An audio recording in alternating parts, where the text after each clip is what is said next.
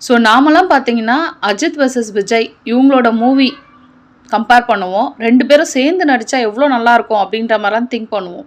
So அந்த மாதிரி குழந்தைகளோட உலகத்தில் பார்த்தீங்கன்னா ரொம்ப ரொம்ப important character sun and Moon.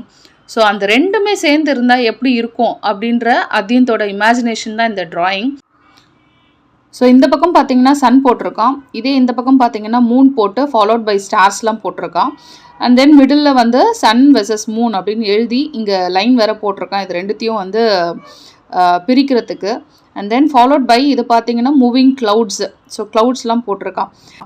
இப்போ நான் இந்த இடத்துல உங்களுக்கு ஒரு சேலஞ்ச் சொல்கிறேன்.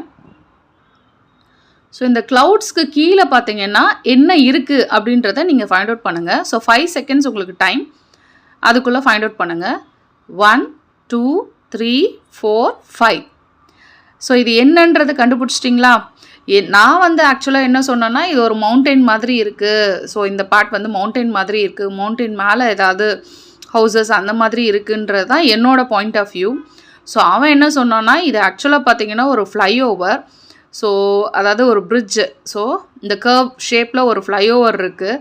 ஸோ அதுக்கு டிசைன்ஸ் எப்படி போட்டிருக்கான்னா அந்த மண்டலா டிசைன்ஸ் யூஸ் பண்ணி இந்த ஃப்ளைஓவரை ட்ராப் பண்ணியிருக்கான். ஸோ அதுக்கு மேலே வந்து பார்த்திங்கன்னா குட்டி குட்டி வெஹிக்கிள்ஸ் போயிட்டுருக்காமா. So truck, car, bicycle, so அந்த மாதிரி குட்டி குட்டி வெஹிக்கிள்ஸ் போயிட்டுருக்காமா. ஸோ இதிலேருந்து நம்மளுக்கு இம்பார்ட்டண்ட்டான விஷயம்னு பார்த்திங்கன்னா குழந்தைங்களோட இமேஜினேஷனுக்கு ஒரு எல்லையே கிடையாது. ஸோ அந்த மாதிரி ஒரு இமேஜினேஷன் தான் இது. ஸோ அதே மாதிரி உங்கள் பசங்களையும் அதே மாதிரி என்கரேஜ் பண்ணுங்கள், ட்ரா பண்ண சொல்லுங்கள், இல்லை எதுனா ஒரு ஆர்ட் அண்ட் கிராஃப்ட் ஒர்க் பண்ண சொல்லுங்கள். ஸோ அவங்களோட இமேஜினேஷன் வேறு லெவலில் இருக்கும். தேங்க்யூ.